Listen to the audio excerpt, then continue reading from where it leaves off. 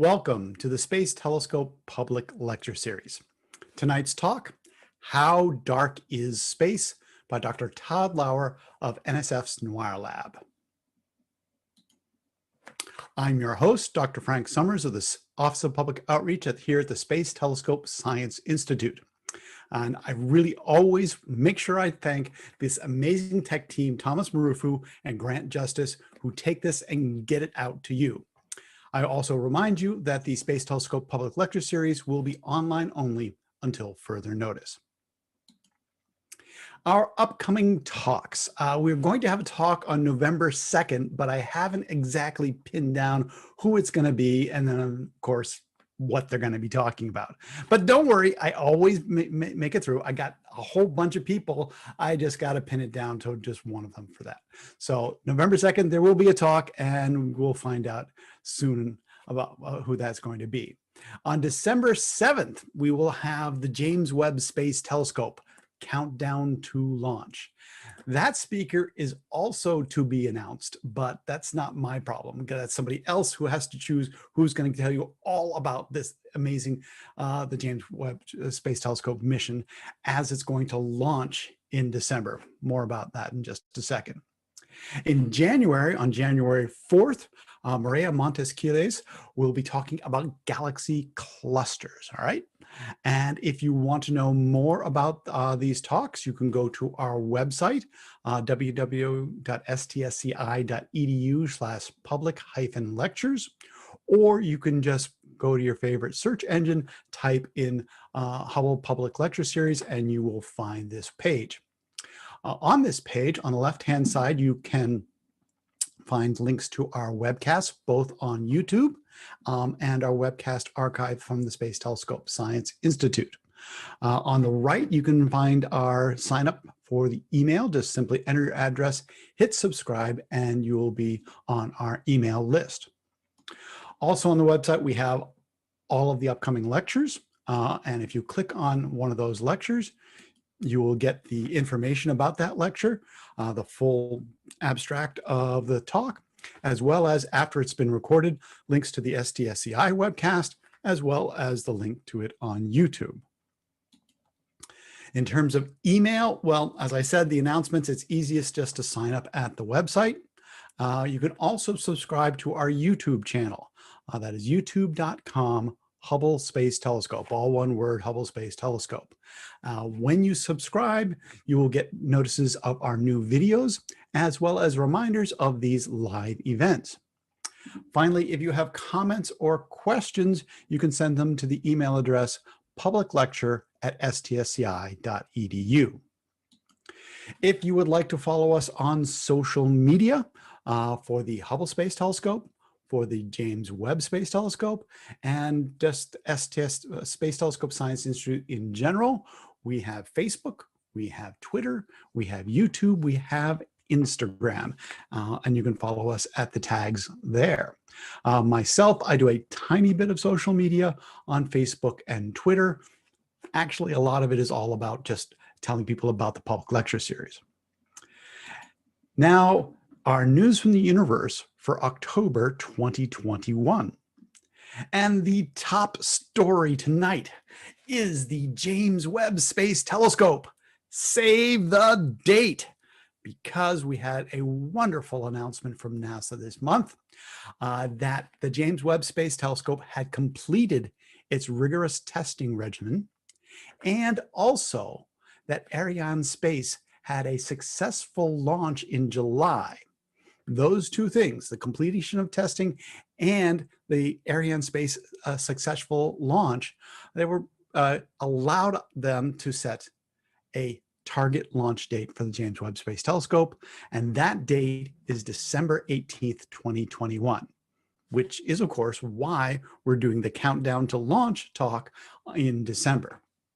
The James Webb Space Telescope is currently in shipment to the launch site, and that launch site is the spaceport in French Guiana. This is the European spaceport, where you can see it's just this amazing facility. This is a gorgeous image I found on their website. And in the front of this image is where they launched the Ariane 5 rockets. And Jay Twist, he will be going up in an Ariane 5 rocket. And it also shows you why in this previous picture, the James Webb Space Telescope is folded up like this, because it needs to be folded up in order to fit in the top of that Ariane 5 rocket. Then after launch, it will have its unfolding, and that will be an amazing stuff, and you'll hear all about that in December. So we hope we're going to have some really, really happy holidays with both the launch and the deployment of the James Webb Space Telescope. Our second story: what's the matter with galaxy NGC 1052-DF2, which, by the way, I'm just going to call DF2 from now on. But I'm not going to start talking about DF2 right now. I'm going to first start talking about large galaxies with this example, the Sombrero Galaxy. Now, these large galaxies, they contain matter, all right? And when you look at them, you can say, oh, well, there's stuff that shines. We'll call this luminous matter, right? And when I say luminous matter, it's not just stuff that you can see with the eye in the optical, but it's also stuff that shines in infrared and ultraviolet and X-rays and gamma rays and all the wavelengths of the electromagnetic spectrum. So luminous matter is anything that shines, okay? And you can add up all the matter that you see that is luminous. You can also get an estimate of the mass in the galaxy using dynamics, okay? We'll call this dynamical matter. So for example, in this disk here, the stars are spinning, okay? They're rotating around in the disk. And the motion of its rotation, the speed of its rotation, it tells you how much matter is producing that rotation, right? So the dynamics of the stars can give you an estimate of the mass in the galaxy. Now, for most large galaxies, what we find is that the dynamical matter, the matter you get, from the motions, is much, much greater than the luminous matter, okay? Up to a factor of 10. And that means there's some non-luminous matter. And non-luminous, well, we'll just call that dark. So there is dark matter in these large galaxies. Up to 90% of the mass of these galaxies is dark matter. So that's the normal thing. It's kind of weird, but actually it's, for us in astronomy, that's the normal. Now, the weird thing is a galaxy like DF2. Now, this galaxy is, wow, that's really a puffball galaxy, because when you look at this image, you're actually looking through the galaxy, right? And you can see lots of other galaxies straight through this galaxy. I mean, it's really just, stars in this big puffy cotton ball type shape, but it's not very dense. It's a low density galaxy that you can see straight through. And some previous work on this galaxy had shown that it had very little or no dark matter. And there were competing groups that said, yes, it does, no, it doesn't, yes, it does, no, it doesn't, which is the way that science works, right? And in order to really settle this question, they needed an accurate distance. Because if this galaxy is further away, then it's bigger, okay, and would be more massive, right? And that would make the dark matter a problem. But if it's closer in, if it's closer to us, then it's smaller, and it's really not that much of a problem, okay? So what are they going to do? Well, you're going to call Hubble. And Hubble can see the individual stars in this galaxy. And this pullout, what you're supposed to notice are all those little red dots, okay? Those red dots are red giant stars. And there is a method called the tip of the red giant branch, and where that the red giant stars reach a maximum brightness. And from that maximum brightness, you can accurately measure the distance to this galaxy. And that's what they did with DF2. The result was that the distance was actually larger than previously thought, pushing it further away, making the galaxy bigger, and making the problem with the dark matter even more problematic. There is a maximum of about a few percent dark matter in this galaxy. That is strange.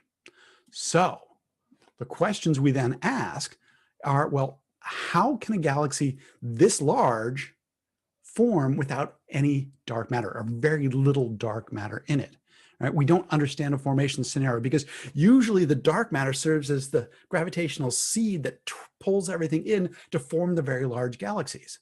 Well, this is a sort of a dwarf galaxy level one. It's about 1 billion stars, whereas our Milky Way galaxy is like 200 billion stars. But those billion stars are spread out over a volume similar to the size or even larger than the size of our Milky Way galaxy. So this is a strange galaxy in multiple ways. Furthermore, when you find one object of this type, you always have to ask, well, are there others? And the main research group that announced this discovery says they already have one more, which is a similar galaxy to this. It's DF4. And they thought that they were close together in the same group. They actually turned out to be a bit farther apart than they thought. But they're going to study to find if they can find a class of these galaxies, what environments they live in, and use that to help understand how these galaxies without much dark matter could have formed. Stay tuned. Now, our speaker tonight is coming to us as a very special guest. Tod has a wonderful reputation amongst astronomers. He's just a brilliant speaker, so I know you're really going to enjoy him.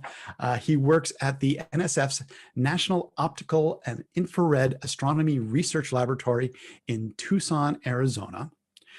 He got his degrees from Caltech for his bachelor's and his PhD from University of California, Santa Cruz.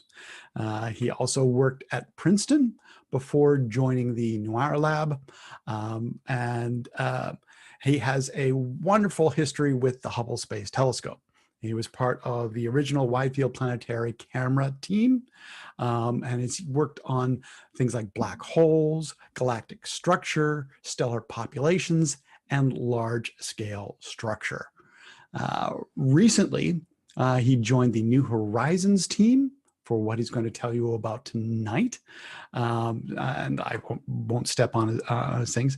And I would just finish with early in his career, he received the NASA Exceptional Science Achievement Award for his work on Wide-Field Planetary Camera 1.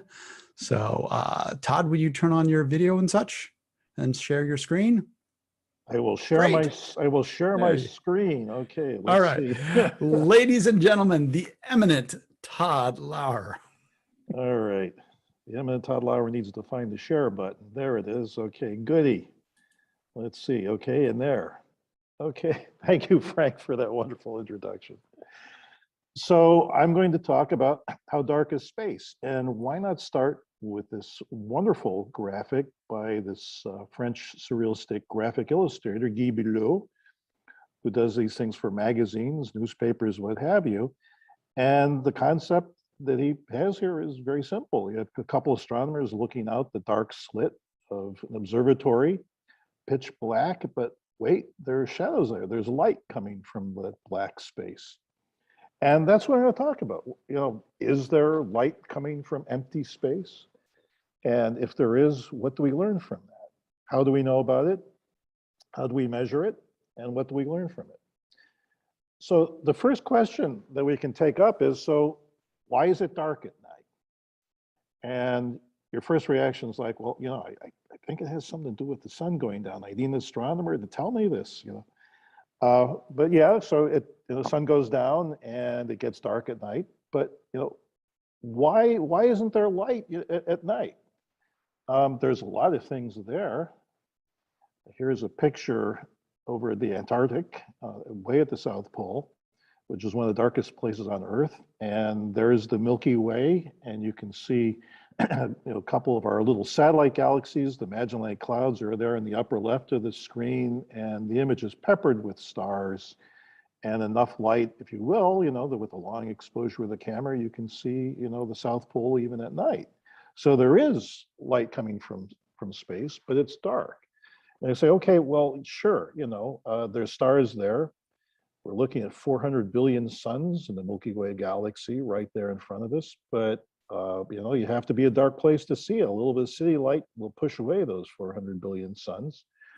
So you say, well, they're far away and they're not that bright, and that's why it's dark. But if I put a galaxy behind this, it'll be brighter. If I put another galaxy behind it, it would be brighter still. If I piled it up, it would be extremely bright. And in fact, if you look right into the heart of the Milky Way, you see stars spread like dust. There's billions of stars on top of each other. In this image, you really can't separate one from the other. But it's still very, very faint. And this was something that came up, an old discussion from a gentleman named Olber. It's called Olber's paradox. If you looked out at the universe at night, and eventually, if it were infinite, you would hit another star. Stars upon stars, no matter how far you look. And then you say, well, they get fainter when they're further away, but there's more when you get further away, and it perfectly balances it. And the night sky should be as bright as the surface of the sun. And so the question, why is it dark at night, actually has this subtlety, and it says something about the universe. And if you looked at it and said, well, there's not that much stuff out there, then you've made a profound conclusion, which is correct. No need to take a fancy course in astronomy. You say it's dark at night, it means there's not that much stuff out there. The universe is finite. In the particular case, you say, does it go on in space or does it go on in time? The answer from the Big Bang is that the universe has a beginning. And so the deeper answer to why does it get dark at night, the answer is because the universe is only 13 billion years old. It had a beginning, and that we've learned why it's dark at night. And I put this here to illustrate a little bit of Olber's paradox, which is, imagine yourself in a forest.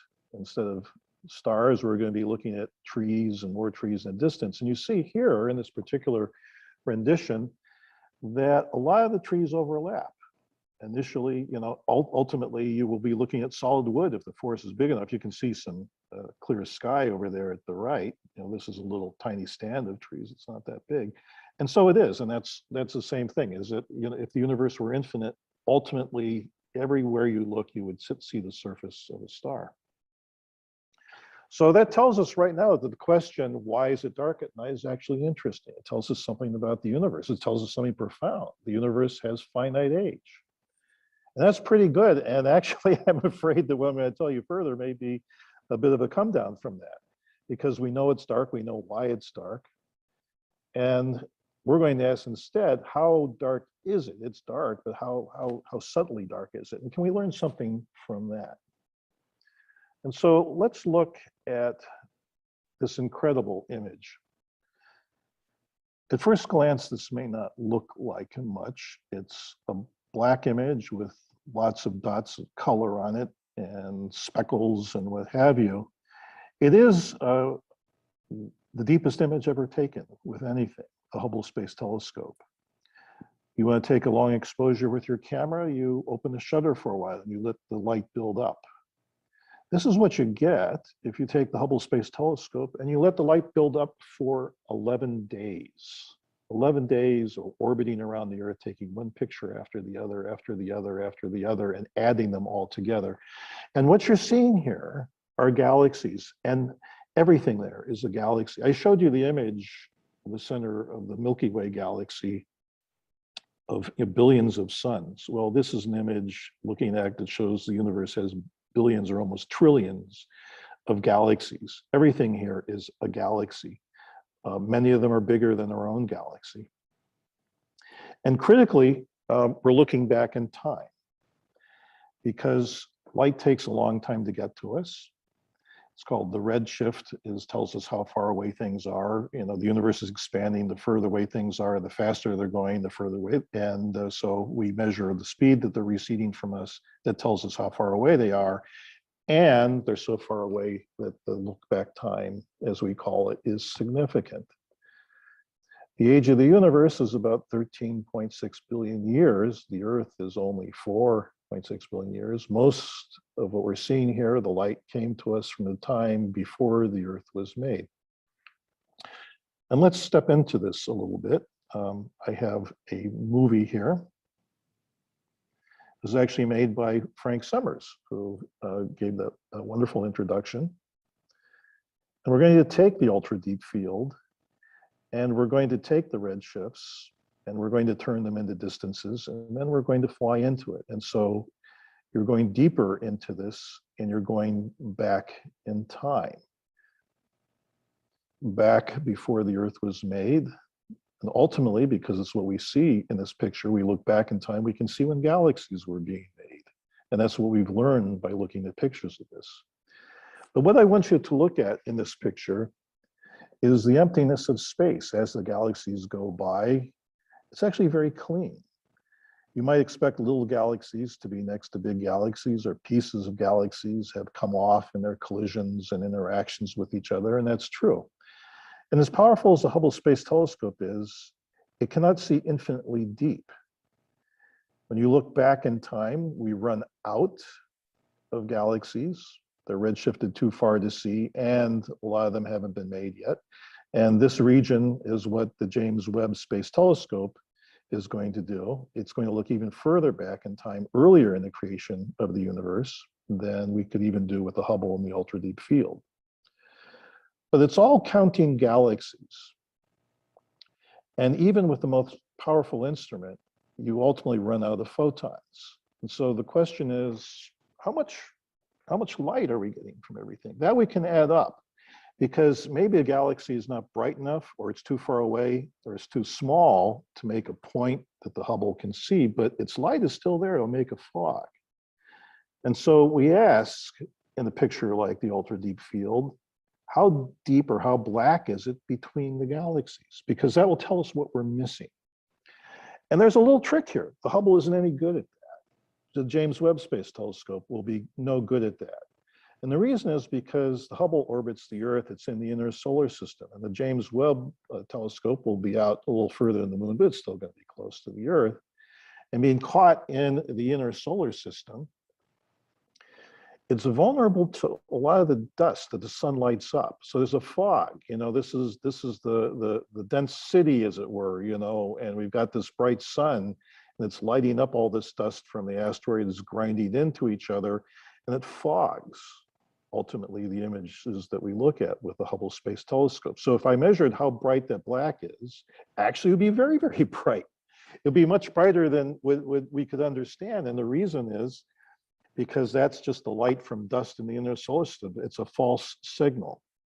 And so that's why we're asking how dark it is, because we would like, to look between the galaxies and add up over the history of the universe how much light is coming from everything that made up light, but the dust is blocking us out. It's just the glow is too bright. We have to get away from that. And so the solution, which I will talk about at length, is to use New Horizons, which is at the edge of the solar system.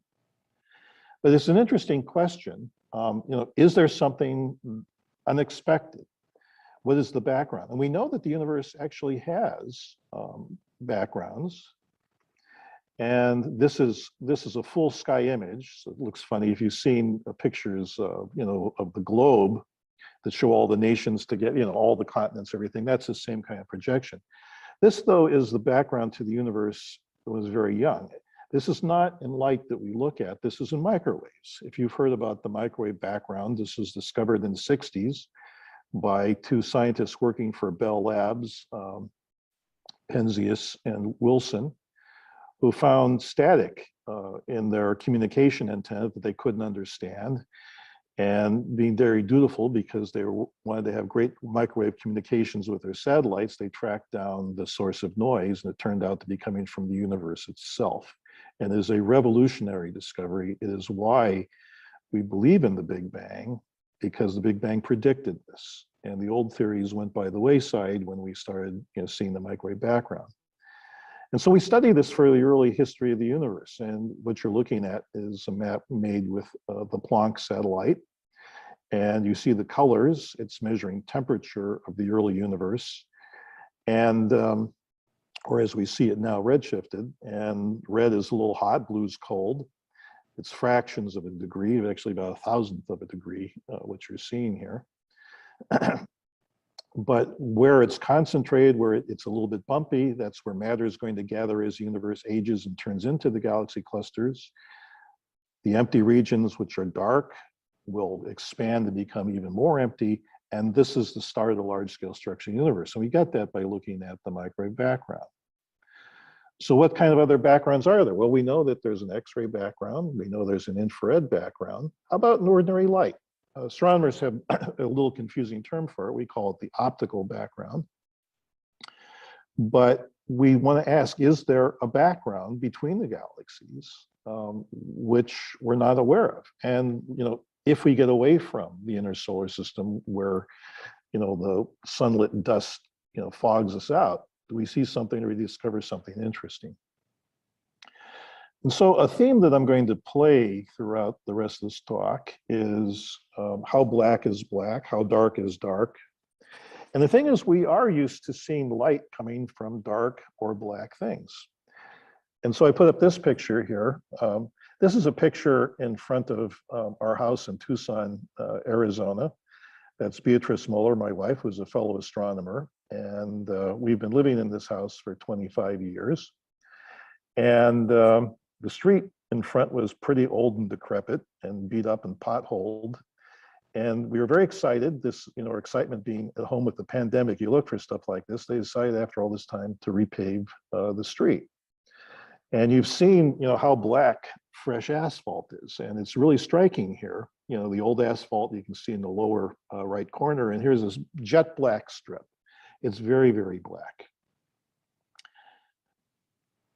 A little bit later, when they paved the other side, they went out on the fresh asphalt, and there was, the stuff on the left, which had gotten a bit scuffed up over a week, but then they paved the right part, and that was black asphalt, as jet black, as you saw in the previous picture. But, it was in bright sunlight, and I decided to take a picture of it, and you see the shadow I made. That's even darker still. And so, yes, that asphalt was really black, but when you actually cast a shadow on it, you can see, well, no, there's actually still quite a bit of light coming from it. And if you look at my shadow, though, you can see that there's little speckles, and that's where the sunlight, even the stuff, not the sunlight because I'm shading that, but all the light from the sky is actually lighting up the bright little pebbles and other things in it. So you can see there's even light coming from the shadow. In fact, it's very surprising to see something that's completely dark. And that's why I put this next picture of something that I just think is fascinating. There's a paint you can buy called Vanta Black. Vanta Black reflects only 1% of 1%, or 1/10,000th of the light that hits it. And you're looking at two identical busts. The one on the left in brass, there's the same thing on the right. It's just been painted with Vanta Black. And it's not a piece of construction paper. It's not flat. It is as 3D as the picture on the left, but there's no light coming from it whatsoever. And you lose any cues at all at what you're looking at. There's no shadows, there's no shading, there's absolutely nothing, just complete blackness. And we're not used to seeing things that black. And so this will come up at various times as I explain what we did, how black is black. And then I'm going to get into a little bit of what I did and what my friends and collaborators did with me. This is a team effort. This is a technical slide that I use for technical talks. And there's the fancy term for what we're looking for is the cosmic optical background. And optical is an astronomer's word for ordinary light, light that you can see with your eyes, that glass works with to bend around optics. And so we call it optic. If you use X-rays, you have to use something else to do that. Microwaves, to see that background, require different instrumentation. Here we just use lenses and mirrors, and so it's optics will work, and we call that optical light. And so we're looking for the optical background. New Horizons is at the edge of the solar system. It's 50 times right now, 50 times further away from the sun than the Earth. It's away from the sun and all the dust and everything the sun lights up. And so with New Horizons, which is leaving the solar system, is hanging out in the galaxy, we have the opportunity to look and see if we can measure something about the universe in the background with New Horizons instead of, say, the James Webb Space Telescope or the Hubble Space Telescope. So this is New Horizons. It's a beautiful little spacecraft. It was launched in 2006. This is down at Cape Canaveral shortly before it's launched. It's actually very small. The joke always is, you know, the shape and size are about right for a baby grand, and I think that's a fair description. You have a radio dish there for sending stuff back. It's wrapped in mylar to keep it insulated, and it was used to explore both Pluto and Jupiter, and it was sent out the solar system in January 2006 on this Atlas rocket.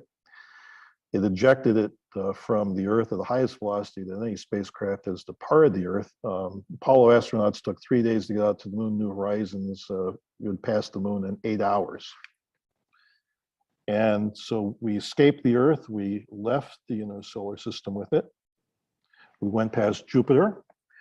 Jupiter, the little slingshot, and threw the New Horizons even further out into space, enabling us to get to Pluto in a reasonable amount of time.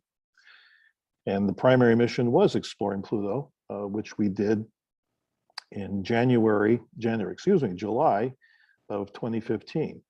And this was the same. We took Pluto, which was a little fuzzy dot, and we turned it into a whole new planet and world to explore. And we went further. New Year's in 2019, we looked at the Kuiper Belt object, which was even further away, 40 times further away from the sun, Arakoth. And this is about the size of Manhattan, and it is what we hope is typical of Kuiper Belt objects, none of which had been seen up close before. And we learned just looking at these images with other things we did, we really learned quite a bit of how they're formed and how the Kuiper Belt evolved.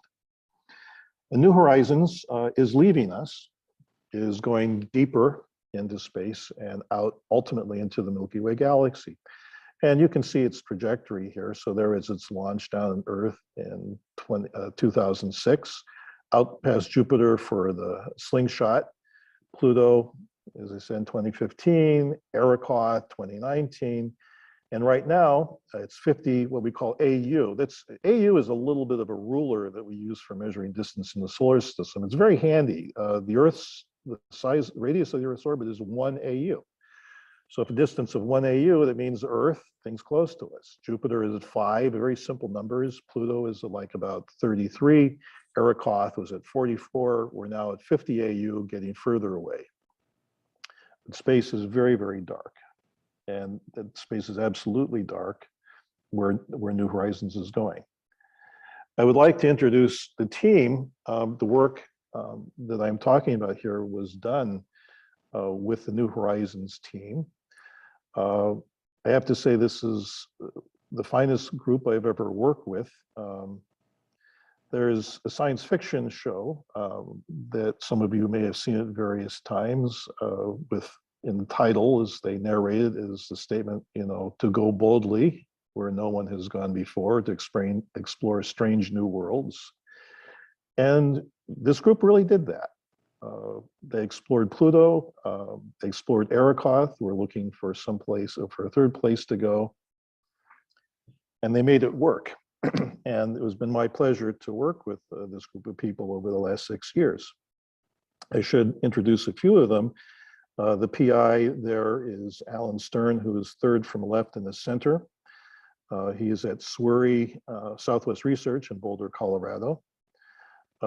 To his right is Hal Weaver, the deputy PI, who is at Applied Physics Laboratory in Maryland. It's operated by Johns Hopkins University, so it's APL-JHU, we call it for short.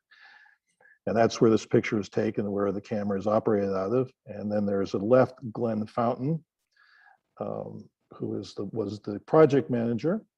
And then the incredible Alice Bowman, who's the chief engineer in our version of Scotty, if I carry the Star Trek metaphor a little bit further, who knows every bit and piece of how New Horizons works and saved the day, actually, for the Pluto encounter when we had a little bit of a difficulty with the spacecraft. And then back about 100 people, and I've been my pleasure to know most of these people and what they've done, and they've been very dedicated to getting the best out of the mission.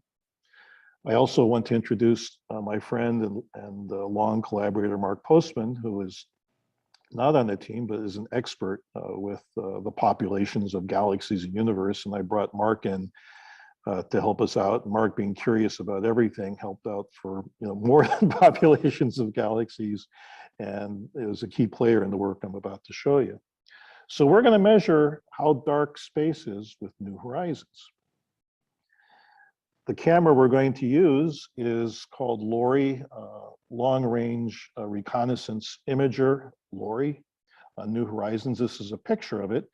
It's out the back side of the spacecraft. Actually, it was closed on that first picture I showed you, but I could have pointed out the port. If you look in there, and I'll move my cursor around, the primary mirror here, it's a small telescope. It's about 8 inches in diameter. Some of you watching probably have telescopes that big or larger. So it's a small amateur size reflective telescope. And this is just reflecting the back wall. That's a sort of standard mirror.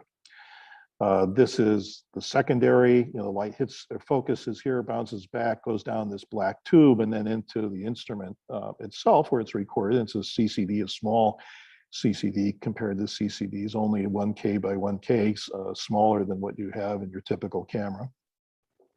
I can't resist pointing out something though, because this will come up, and this is more to deal with how black is black. You see that the camera has these little baffles in it to prevent scattered light, but also notice that it's not perfectly black. This one you can see is a little gray, and this one's deeper in. You can still see it. Here's one, the third one in, you can see it. So there's still some light getting around from these, and they'll come up in an interesting way. And so to measure the darkness of space, we're going to look out into our galaxy. And this is a full sky image of the Milky Way galaxy. It was taken with data from the Gaia satellite operated by the European Space Agency. And down here again, you can see the little Magellanic Clouds, or satellite galaxies. And you can see a little bit of a difficulty. You want to measure the background light from the universe, but this big old galaxy is in the way. You got this plane here. We're not going to look here. There's the bulge, the black hole that the Event Horizon Telescope imaged is right there, smack in the middle. So it's not going to be good to look here. And you can look at this and say, well, how about there? Well, it's still bright. You can see it fades away as you get towards the poles. But we're in the disk. There's no place that we can go where there aren't any stars. There's a lot of stars in the sky, even when you look away from the Milky Way galaxy. And you can see that here again, right here is very dark, but it's not perfectly black. So even at what we call the galaxy poles, so let's say this is the equator, this is the North Pole and South Galactic Pole, and we even have a system of galactic latitude that we use.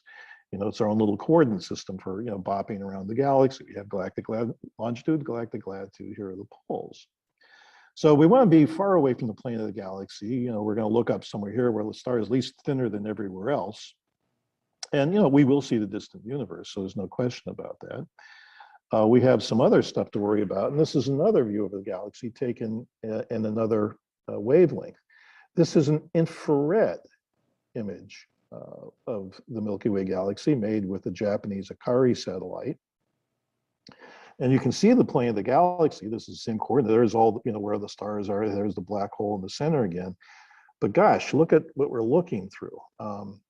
It's kind of cottony and fluffy up here. And it may look like, if you use your imagination a little bit, like the little cirrus in the daytime sky, when the storm is coming in, and the next day, so you see cirrus clouding up the clear sky. In fact, we call this imaginatively infrared cirrus, because we're looking at the actual heat radiation coming off the dust. It's not lit up by reflecting light. It's actually, at 100 microns, you can actually see the dust directly just by the warmth that it gives off. But it's everywhere. It doesn't absorb a lot of light, but it does scatter light from the Milky Way, and this is something we have to think about. But here, though, is an illustration of the problem I started talking about. Notice this band that cuts across the galaxy like this. Well, what's that all about? Okay. Well, in a different coordinate system, that's the plane of our solar system. We've made this projection for the galaxy, and so that's why it turns into an S, because our solar system cuts at an angle about 66 degrees to the Milky Way. And this is what's called zodiacal light. It's called zodiacal because the plane of our solar system defines the zodiac constellations. And if you look anywhere out in the plane, you'll see that's where the zodiac constellations are. And the dust in our solar system is very concentrated around that. The sun lights it up. In this case here, the heat from the dust is visible, and this is the band of zodiacal light that completely bedevils your ability in the inner solar system to look to the distant universe. And it's very concentrated here, but even at, now we're going to call it the ecliptic poles, because the ecliptic, that's our solar system, it has its own poles, north and south. And even over here, you can't see it in this map, but there's still dust there. And that's because the Earth is in the plane of the solar system. It defines the plane of the solar system. There's dust all around us. And even if I look off of the zodiac, I still get zodiacal light. And so there's a background from dust no matter where you look. And this is something you can see yourself. Again, go to a faint, away from the city to look for the Milky Way. I can go to outside the city and I can see, in the right time of year, zodiacal light. And that, is a bright glow around the zodiac. And it's fascinating. I've seen it only a few times in my life. When I've seen it, it's been incredibly clear. It's very striking. You have to be in a dark place to see it, but it's very striking when you see. Typically, I think, actually, this is a good time of year, October or March are a good time to see it. But that is, in this case, and again, the visible light, this is the dust scattering light from the sun. It's very bright. You wouldn't look for faint galaxies, looking right through zodiacal light, but it is there at some level of the whole sky. And this now is more of a technical diagram, and I won't get into it. This little cute picture here, that's a map of dust density in the solar system looking down on it. There you see these AU again. Heliocentric distance, that fancy word for distance from the sun. Pluto's about 30, Jupiter is like 5. So right here, Mercury, Venus, Mars, Jupiter all crammed into this first tick mark. But look at what happens if you're in the plane. The strength of the zodiacal light drops by a factor of almost 10,000 by the time I get out here to 50 AU. Off the plane, it's still a substantial drop going out here. And this is where New Horizons is. And that's why we want to use New Horizons for this, because it's clean out there. We do not have zodiacal light bothering us. So where do we look? This is another infrared map. It's taken by, in this case, the old IRAS satellite, which flew in the 80s. And, again, you don't want to look, where the Sirius is strong and scattering light from the galaxy. So you do want to look at the poles. We didn't, for this work I'm describing, we actually didn't use New Horizons directly. As it turns out, for just calibration purposes, looking at distant asteroids and whatnot, New Horizons had a lot of observations over the sky. We keep them in an archive for future scientific use. In this case, we searched through the archive and said, oh, well, there's some of these far away from the galaxy and some of the exposures are deep. These actually would be good for trying to find the optical background of the universe. And so this is what we started with. And there were 7 fields that we were able to identify, which were suitable for doing this measurement. And so what do you see when you looked at these images? This is what they might look like. It really doesn't look like much, and I deliberately distorted these for a particular reason. I'm showing you the 7 fields that we looked at as if they were seen with Space Telescope, as dark as Space Telescope could get. And I set this up to contrast with what we're going to see with New Horizons, and this is this. It turns out that you pick the darkest sky that Space Telescope can see, and you look at it with New Horizons, it's right off the bat, over 10 times darker. And as good as Space Telescope is, it can find incredibly faint galaxies, incredibly faint stars, but it does through a sky which is still relatively bright, and that's the brightness set to Space Telescope. This is what we're looking at. And so what do I want to do? Or what do we want to do? And the answer is, okay, it looks pretty simple. And if I gave you these images, you could try to do it yourself. Let's say, well, okay, I've got these images. Yeah, there's lots of stars in even these images, because again, you saw that image, there's stars everywhere. There's some faint galaxies that have to go, but they're not incredibly crowded. So let's look around and make a measurement between the stars. Let's block the stars out and measure things in between, and we'll make a measurement.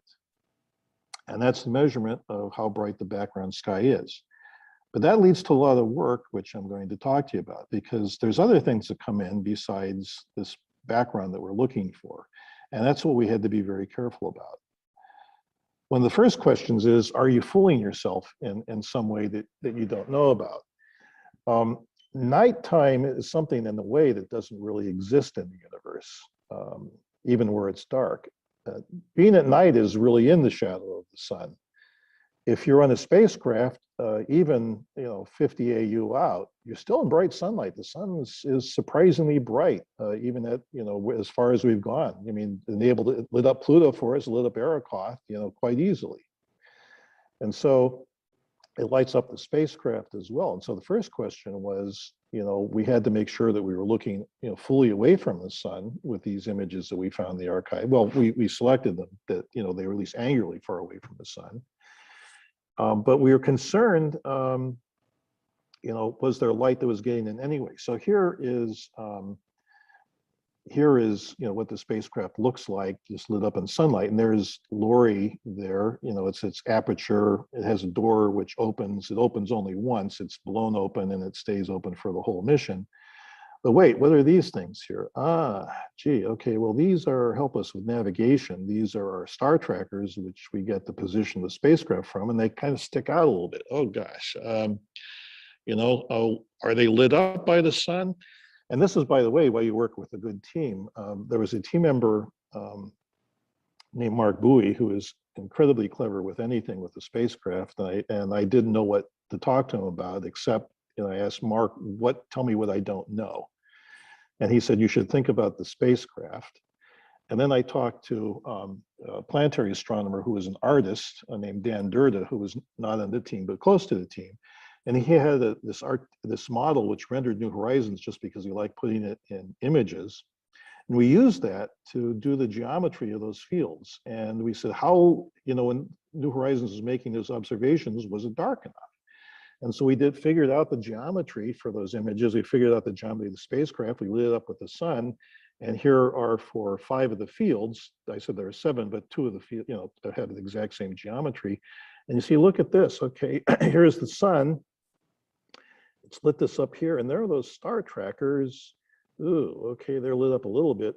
Oh gosh, here they're lit up a lot. Oh, what's this? Oh, that's this little latch thing over here, LORRI. Oh gosh, that's in a little bit of sunlight too. And then we we measured how much light we were getting in, and we're pleased to find out that not much was getting in the camera. In fact, a trivial amount, it wasn't going to hurt us. But this is the kind of thing you have to think about. When you're measuring how dark something is, what's the light that's coming in that's bothering you that has nothing to do with that? In fact, we had a telecon once, and when we were working on this, and I remember Alice Bowman was there and Alan Stern was there, and we were killing time before it started. And I asked Alan, so are you sure that there's no navigation lights in the spacecraft? Because Alan is a pilot and is really, loves thinking about spacecraft. And there's no reason to put navigation lights on New Horizons, but it would look cool all the same. And this, got laughters around the group. No, we're not going to put light bulbs to wink on and off. The Enterprise has them, but New Horizons doesn't. But it's that kind of thing you think about. What light could be there that you haven't thought about? It's going to give you a positive signal. It's going to be completely wrong because you didn't account for it. And that's what we had to do. And that's why we got this rendering software to look and see, was there something coming in? Well, we got another thing to worry about. What about starlight? We're looking at fields. You saw there are stars in the images, but what about bright stars away from? They're not in there, but they're still putting light into the camera.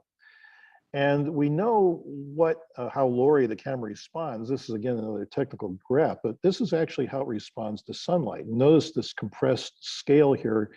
It's what we got there. We got 100 million there, and we got 100 millionth there. So that's 16 orders of magnitude, and the light goes with sort of like 14 of those. And I had to use a new word, quadrillion. You've got million, billion, trillion, and then 1,000 trillions is a quadrillion. And so sunlight coming straight into the camera, if we pointed the camera at the sun, which by the way would ruin it, but going all the way out to 90 degrees, here the sunlight intensity drops by a quadrillion. But if you point near the sun, whoops, not ready for that one yet, you still see sunlight coming in very faintly. And the sky is actually pretty bright, unless you're actually in the New Horizons shadow, because the sunlight is hitting directly into the Lauer aperture and it's scattering around. Remember that baffle was not, completely perfect. You can still see it, which means it's scattering light. And if that can scatter sunlight, well, a bright star, is going to get in the same way. It's not going to be that bright, but you better think about it, okay, because you're looking for something very faint.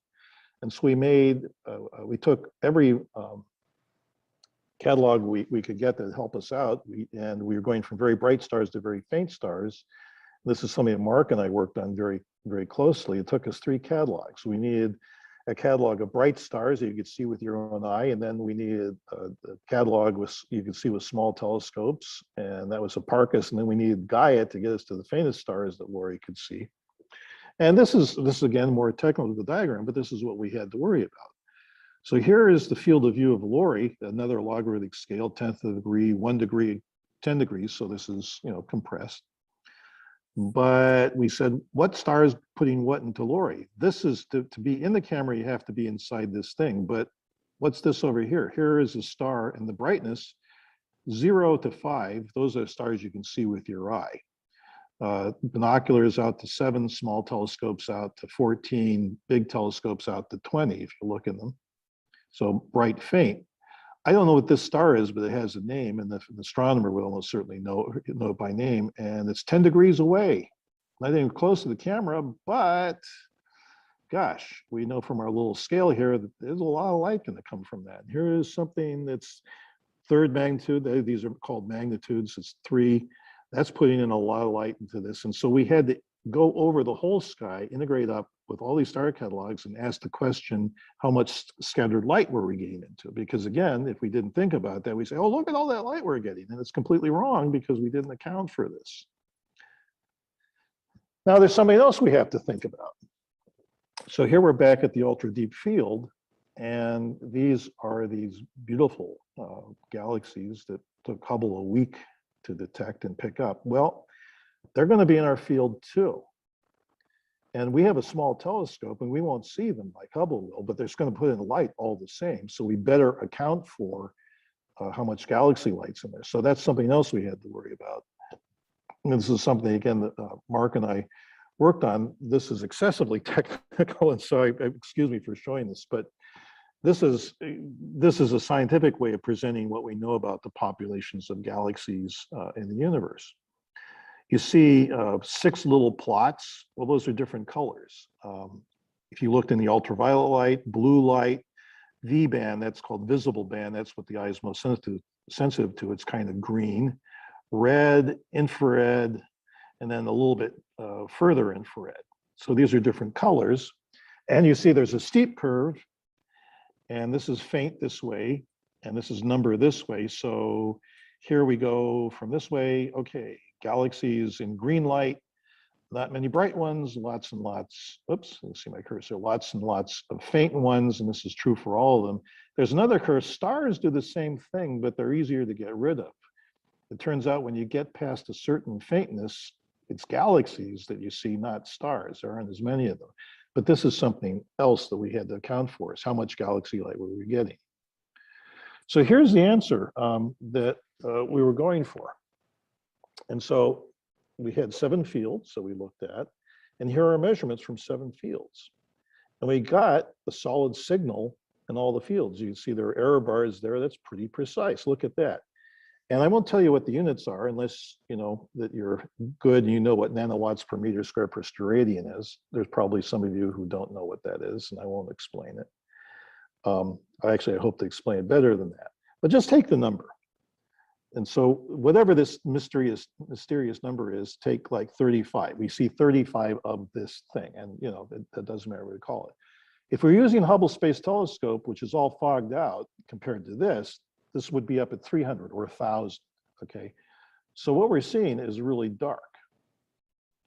But that's just a raw signal, and that's what we measured from that slide several times back. I just showed you the pictures, and this is what I get, you know, when we just measured off the pictures.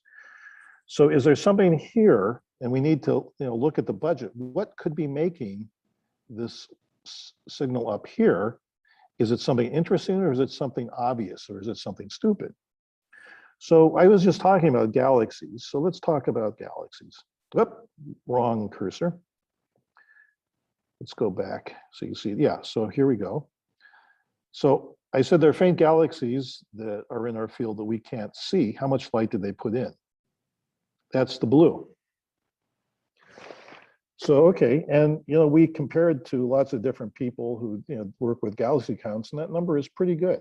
It's known from the work with Hubble. It's going to be refined with James Webb Space Telescope when that launches. And you see there's a big gap between the light contributed by galaxies and what we actually measure. That's huge. Well, okay, faint stars, we got some of that. And that's red. And as I said, there aren't as many stars in our fields as galaxies. So, you know, that's not a big correction. But I went on and on about scattered starlight, you know, light from stars off away from the camera coming in. It's like lens flare, by the way. You know, you see this when the sun, you know, isn't in the picture, but it's still flaring in. Well, that contributes to this, and that's our scattered starlight. These are bright stars that we're not looking at. They're not getting in the camera, but they're off and they're bouncing around those baffles, and they're still putting light into the images. And so they're contributing what you're seeing here, and that's the gold. And I also talked about that infrared cirrus around the galaxy. You know, that stuff is up there and it's bouncing in light from other stars in the galaxy, and it's putting in a little fog in the images. And that's this there. And we don't really know it as well as we'd like. There's two different research papers that said what it is, and one's in dark green. We like that better because it's smaller, so we made that more obvious. But there is the one in faint pale green, and it's somewhere between that. And so this is what we're left with. And this is interesting. This now is all the light that we think we can account for. We think we've done our homework. We think that we have seen what's there, and we don't make it up to our actual measurements. There's a difference here. There's a gap. There is extra signal that's unaccounted for. Its origin and purpose still a total mystery. But whatever it is, it's as big as the light from galaxies. So what we're finding here is that, accounting for the faint galaxies, we still have something just as important left over. So we'll get into a little bit of how much light is this, and that's something I do want to explain to you. So if you don't like this unit over here, which is nanowatts per square meter per steradian, I have what I'm hoping is a better unit that I'd like to introduce in common usage in the astronomical world, and that's the fridge. So I showed you the outside of my house. And if you walked into our kitchen and opened up the refrigerator, it'd probably look like your refrigerator, and this is the middle of the night.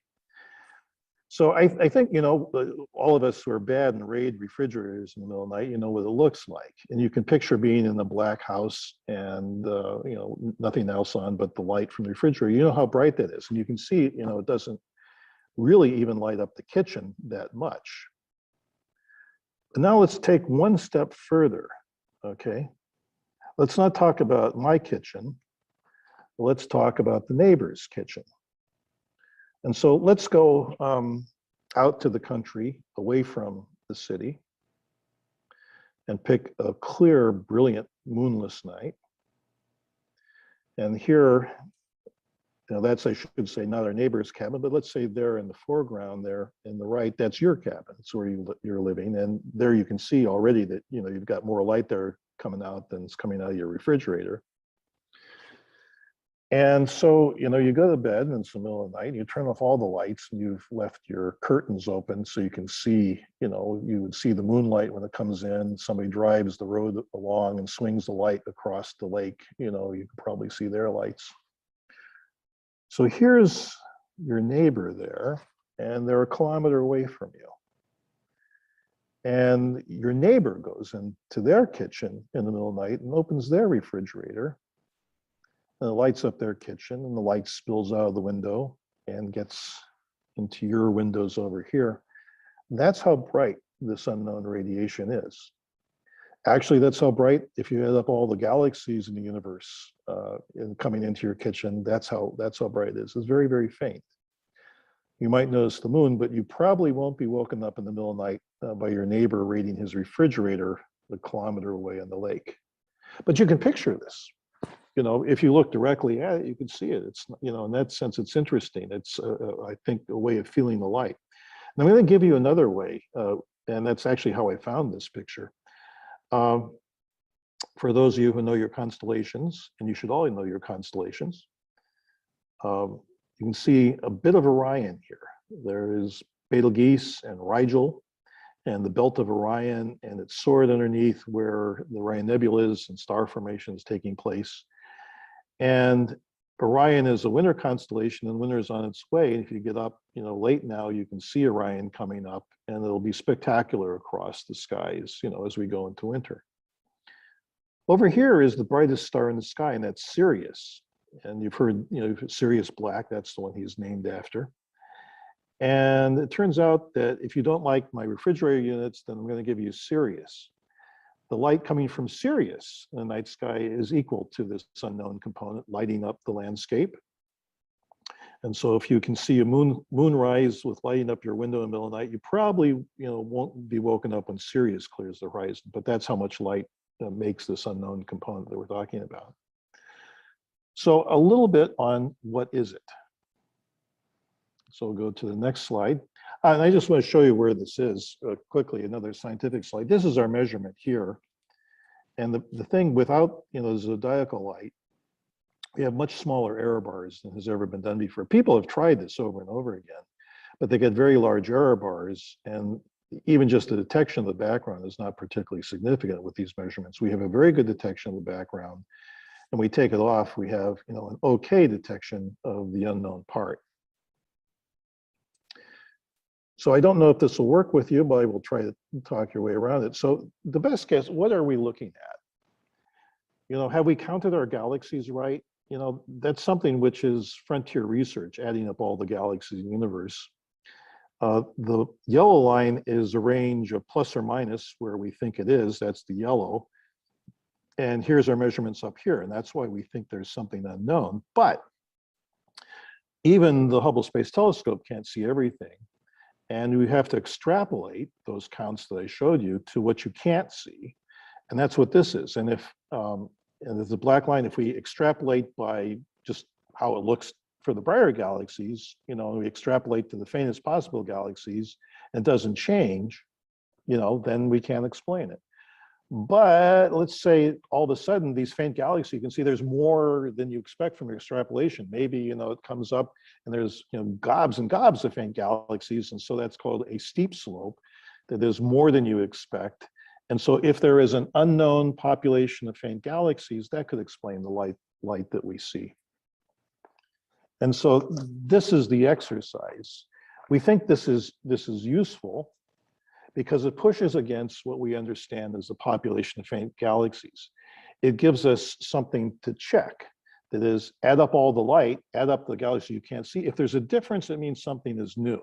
Either it's galaxies you can't see, or, you know, something that you haven't seen. And they say the bet is that what we are seeing is just parts of galaxies that have come off or haven't been counted yet. But it's something unknown, and we leave open the possibility that it's something not to do with galaxies, something unexpected, perhaps something even closer than the distant universe, which will be a surprise to us. And so with that, I should probably wisely fade to black. But as they say in the old advertisements, you know, but wait, there's more. And let's see if I can do this. I was about to leave my talk, which would be bad. Oh, now I see what I need to do. I need to stop sharing. I'm going to share something else. So what I told you was that we used observations that were taken with New Horizons for something else, so an archive. We actually didn't point to spacecraft that did this. We used data that had already been taken. And as a result, we couldn't be picky about what we had. And I showed you that we had to take care of scattered light from other stars, and we had to account for light coming from our own, scattering off the cirrus around our galaxy. But if we can pick and choose, if we can plan the observations in advance, we can find darker places to look, and we can make our error bars smaller to make it unequivocal that we've seen something unknown. And so the first thing to do is to test that possibility. And one thing that we were able to do, because we were looking at how well the spacecraft performs for future research ideas, this year we picked a field that was extremely dark. It should be much, much darker than anything where we've seen before. It should have no contribution from scattered light off the Milky Way at all, and have much less scattered light than we saw. We developed, or I should say, the whole team you saw there with the engineers working, developed this command sequences for the spacecraft. They were verified, tested to make sure they'd be safe, and lots of planning going into that. They were uploaded into the spacecraft in the middle of September. And this is done every few weeks for the spacecraft to run commands. A Friday ago, our observations were taken on the spacecraft. And they sit in the image store waiting till they're coming down. And so tonight, I'm looking here at this wonderful website you can go to. We get data from everything off the Earth, planets and the moon from with Deep Space Network. It goes back to the times of Apollo. It's how we could see the astronauts walking on the moon. It's how we get pictures back from Pluto. It's how we got pictures back from Mars and Mercury and Venus. All the planets come back with the Deep Space Network. And these passes are programmed very carefully to get data from the spacecraft. And if you look over here, you can see Goldstone. That's one of 3 stations spanning the world. There are 3 stations, one in Madrid, one in Goldstone, one in Canberra. This is the biggest, this is Goldstone. And you look here, the telemetry is active. Data is going up to the spacecraft, data is coming down from the spacecraft. And here's the acronym, NHPC. That's the DSN code for the New Horizons spacecraft. And so right now, the large 70-meter dish at Goldstone, which is in Mojave, is talking to the spacecraft and it's getting data from the spacecraft. And I happen to know that's our data that we took for a trial. So as I've been talking to you, New Horizons light travel time is 7 hours. That our data from these images is beaming across the solar system down to Earth through the DSN. And so after I'm done talking to you, I can get rid of the Zoom and other things, and I can bring it up and I can see what we got. And with that, I think I'm going to stop talking. All right. Thank you, Todd. That was a wonderful talking with a great little finish in that, there will be more because the data's coming down right now. Wait, there's more. Yes. Still not satisfied? Yes. I will have to say, I sort of took a riff off of one of the comments on the chat on YouTube. And it turns out that you joined the New Horizons team and you went over to the dark side. Well, I can tell you, so I can't resist telling you this. So I did this, and a paper that just got accepted was using the light of Charon to light up the dark side of Pluto. And so one of the persons on the team has called me Dr. Dark. I kind of like that. Dr. Dark. I don't know. Maybe I get a license plate, printed that up. Okay. So one of the questions from our audience was about darkness and the expansion of the universe. That is the universe also dark due to the expansion of the universe? Yeah, and that in fact is correct. That's a very good question, and it's easy to answer. I mean, there's part of the darkness is the fact that it's taken so long for light to get us, even from the start, that would limit the brightness. But the fact that, distant galaxies are redshifted, that's why we have the James Webb Telescope. The forming galaxies right at the start of the universe, we can't see with an ordinary telescope. Their light is shifted into the infrared. So yeah, that is also part of the factor for why, why we can only see so far, see so much. All right. Well, I'm sure there were other questions that I didn't have a chance to write down, but Grant Justice has been following the chat more closely than I. Grant, why don't you turn on your video and tell us what questions you found in the YouTube chat? Absolutely. All right. So let's get us started off here. And this is one that I feel like a lot of people think but don't necessarily ask, kind of what we were talking about the before. Question that cannot be asked. Yes, go ahead. Yes.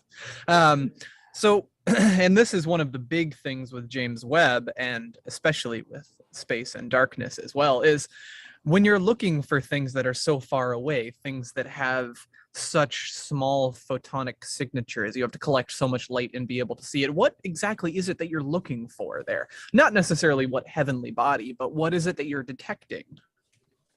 Well, it's with, not quite sure, there's a technical thing. Let me give you the technical answer. Bring it on.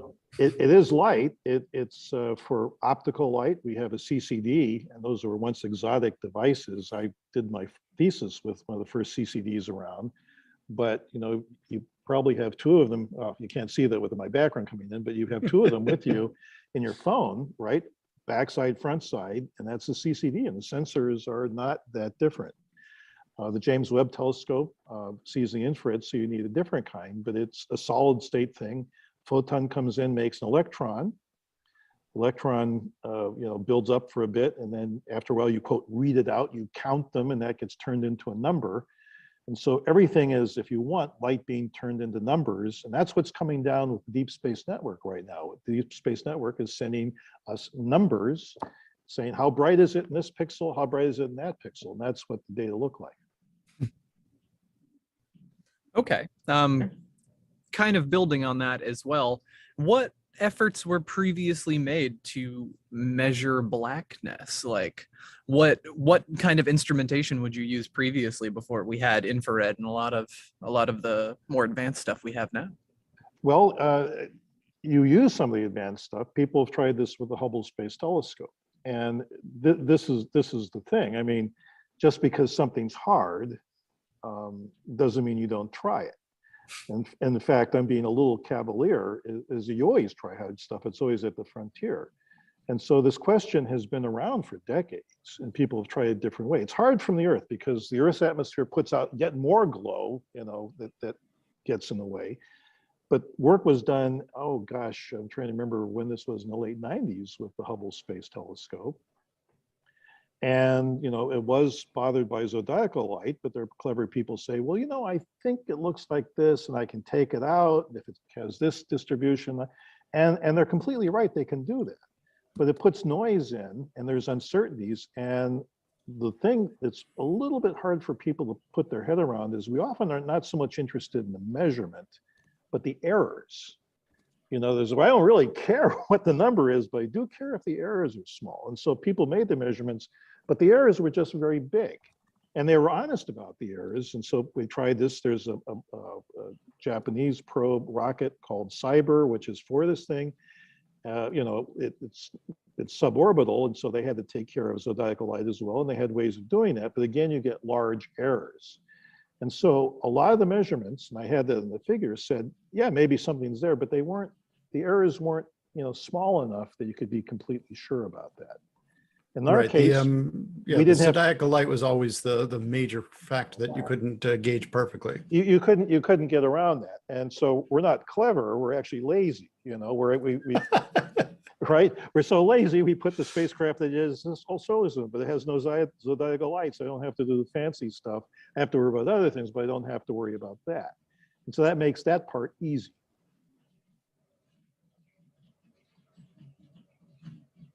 Okay. Okay. right. Yeah. Okay. It's basically if you produce your background noise by I'm a sorry, factor I- of 10, I- by a I- factor of 10, it's that's quote quote easy, and now you have to worry about all the really small things. You looked a little stunned there, Frank. That's why I was like, oh my God. Oh no, I was just sort of expecting Grant to jump in, and you know, Okay. Okay. we missed our Grant, cues. Grant, We Grant, did. jump in. Jump in. I was too busy listening. I was waiting All for right. the next sentence to start. Okay, All right. Here we go. I won't Oh. let you start your sentence. I'm going to give you more, but go ahead. Bring it on. Right. One of our returning guys. What's the darkest place in the universe that you know of or have observed? Well, the darkest place. You know, it's funny if you just, you know, the old dark rooms, right? If you just went in, you know, to develop film and you seal up everything, that's probably as dark as anything, no light whatsoever.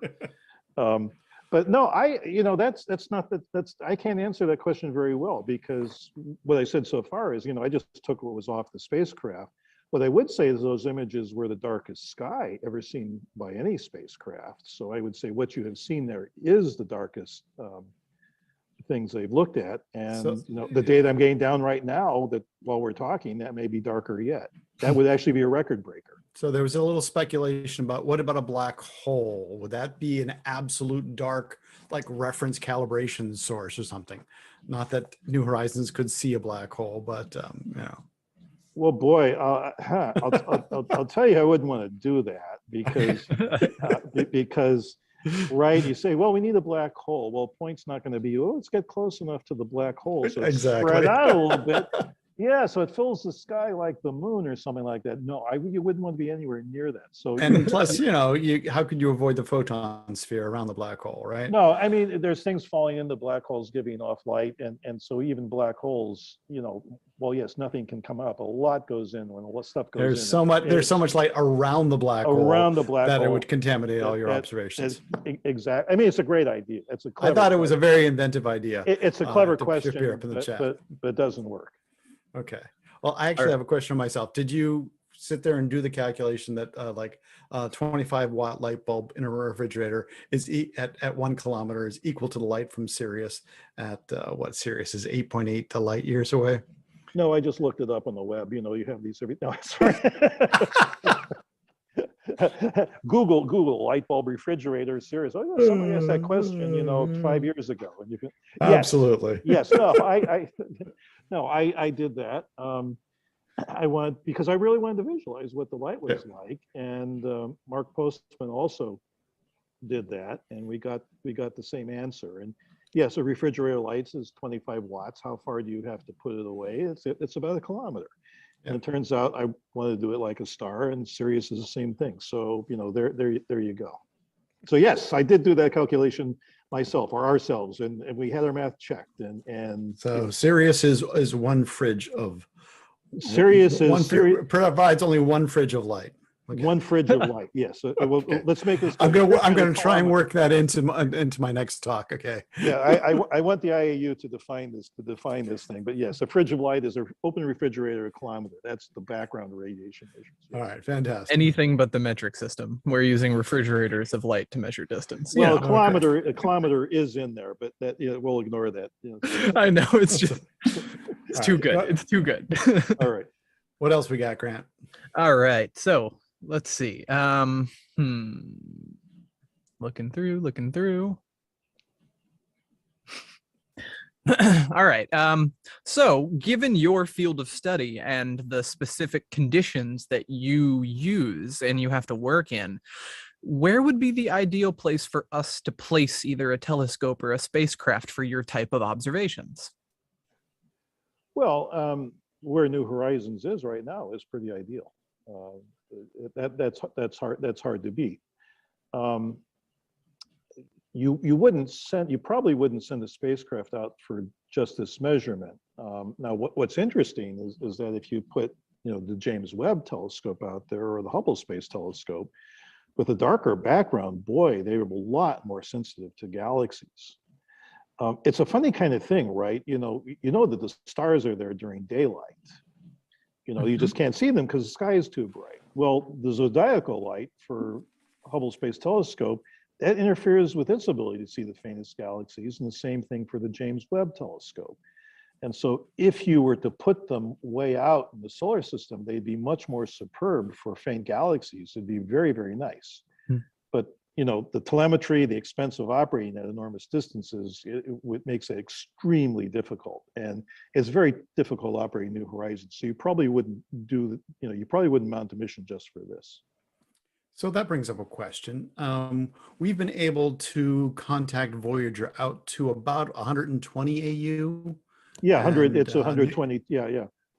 And so New Horizons is at 50 AU right now. Right, And it's right. moving much faster. How many more years do we have where we can still talk to New Horizons? Yeah, actually, it's not moving faster. It turns out that the Voyagers are given where they went. But we always say New Horizons had the fastest move of any spacecraft that we've launched. When we launched it, it was true. Oh, when we launched it. So Okay. you got to read the fine print.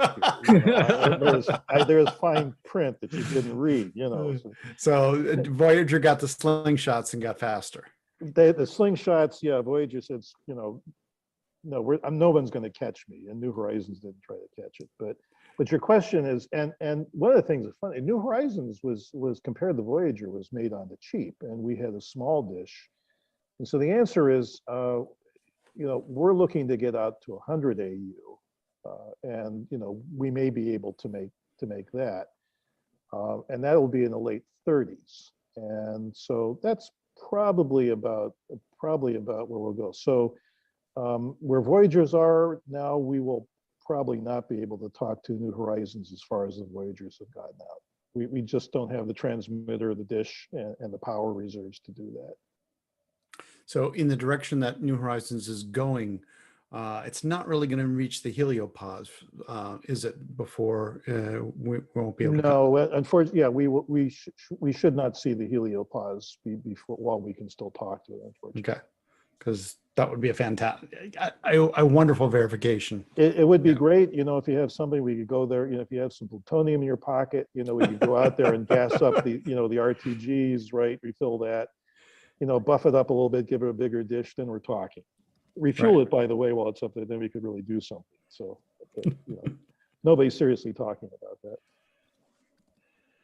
All right. I've Grant, got 2 more questions? I've got 2 more to finish this up, if that's okay. 2 more. Let's do it. All right. So first one off here. Is it possible that there are objects in the universe that are beyond what we can see now? And if true, well, realistically, we know that there are things that we can't see and can't observe. But is there anything that you think we will not be able to observe just based on location, based on obstruction, based on being near a black hole, radiation being pulled from? Is there anything that you think we won't be able to actually observe? Let me answer that question a little bit differently. I think that's very hard to answer, so I'm going to answer a different question that you didn't ask. Okay, fair. I like that question, but I have a great answer to a different question. It's very political of me. It's a style. Yes, I know what you asked, but I'm going to answer something else. I showed you a picture of the galaxy in the plane. And we know already that, being in the planetary galaxy makes it very difficult for us to see what's not, what we're actually blocking. And you saw there's dust in the galaxy. There are parts of the galaxy that are very difficult to see. And, you think, if you're in the center of the galaxy around all those stars, boy, you would have trouble seeing a distant universe. Astronomy would be very difficult. And so it's an interesting question to play a parlor game, astronomers. If I don't know, I've never been to an astronomer parlor, but if you imagine there is such a thing, sorry. In the late evening at a AAS meeting. Right? Yeah, I guess that's as close as to an astronomer's parlor, yes. And there has to be some good drink involved for this. But it's a great question is, what's wrong with where we are? What are we missing? Because you can say, boy, I'm glad I'm not at the center of the galaxy because I wouldn't know this. Or what if I was in between Andromeda you know, our galaxy and I couldn't get parallaxes to figure out distances. I wouldn't know what they were, you know.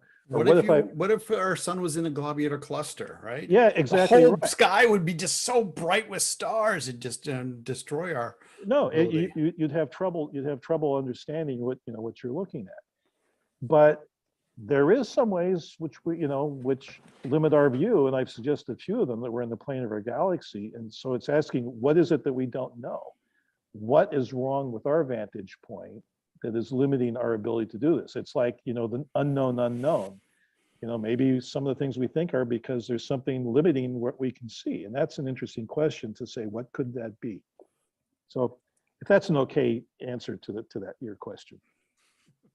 I feel like that was Well, reasonable. I know. Ask the person to see if the needle goes up. Yeah, I don't know. You know, plausibility scale. You know. Frank, right. do you have any more before I ask the last one? Ask the last question. I'll have a final comment. Okay. This is one, I'm going to bring it back a little bit because we're getting a little bit into the weeds here. This is one that I've seen The parlor repeated game. several Yes. No. times. Let's get out of the weeds. Sure. Yeah. Maybe we should go into the weeds. That could be just as good. But go on. It could. Some Yeah. of the chat would definitely like us to go into the weeds, but just given the Yes. amount of times I've seen this repeated, Yes. what is it that causes galaxies to appear to be closer together or in like tighter formations the further away that we are observing them? I'm not sure I can answer. I don't know that is so. I've seen it repeated in the chat like 4 or 5 times. I wanted to get your input here. I'm afraid I'm baffled because I don't understand that is so. Yeah, the 2-point correlation function of galaxies with increasing redshift. Well, I mean, yeah.